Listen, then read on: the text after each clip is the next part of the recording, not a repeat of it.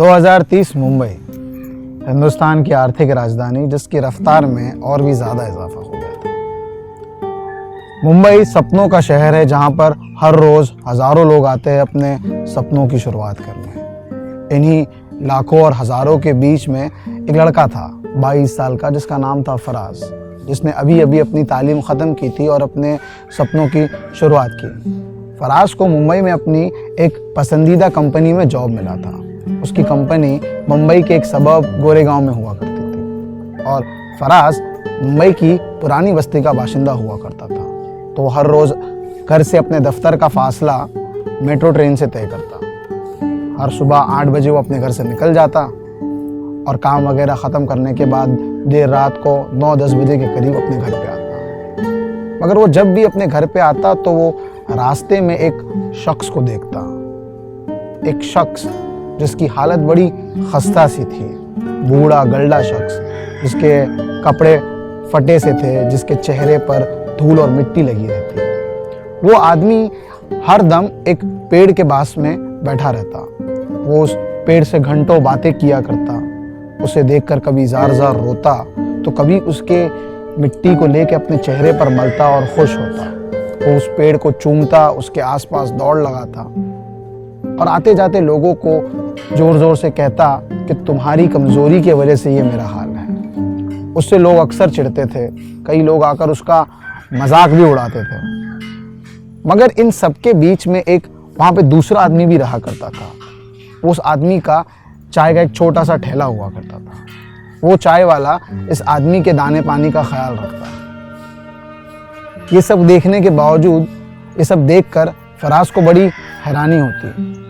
तो एक दिन फराज ने तय किया कि वो जाकर इस आदमी के बारे में तफ्तीश करेगा और जानेगा कि इस आदमी का ये हाल ऐसा क्यों है। तो एक दिन अपने दफ्तर से काम ख़त्म करने के बाद फराज चाय वाले के पास जाता है और उससे पूछता है, भैया ये जो आदमी वहाँ पर बैठा है, जो शख्स बैठा है, जो गल्ला सा है, जिसकी हालत इतनी खस्ता सी है, इसका ये हाल ऐसा क्यों है। तो चेखते हुए चाय वाला कहता है, क्यों, तुम इसकी कंप्लेन करनी है दूसरों की तरह। वो कहता है, नहीं नहीं, आप गलत समझ रहे हैं, मैं भी इसके बारे में जानना चाहता हूँ कि इस आदमी का ऐसा हाल क्यों है। तो चाय वाला पूछता है, जनाब आपका नाम क्या है।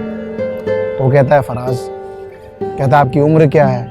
तो कहता है, 22 साल। तो कहता है, फराज मियाँ, आज से 12 साल पहले की बात है, जब आप स्कूल में हुआ करते थे।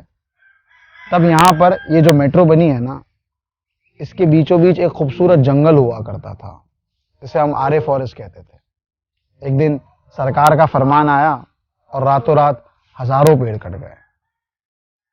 पेड़ कटने के कारण जंगल पूरा खत्म हो गया। जानवर और दूसरे पंछी कहीं दूर चले गए, कोई वहीं वक्त के सितम से मर गए।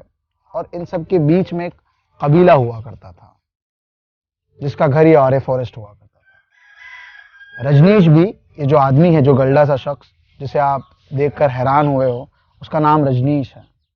रजनीश भी उसी कबीले का हिस्सा था। रजनीश के साथ दूसरे लोग तो कहीं दूर जाकर बस गए, मगर रजनीश ने आरे को कभी नहीं छोड़ा।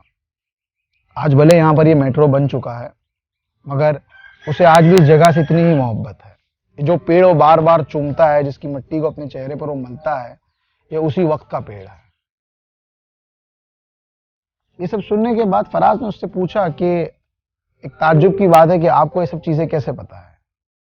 तो चाय वाला कहता है कि 22 साल पहले मुझे भी यहाँ पे कोई ऐसे ही छोड़ के चला गया था।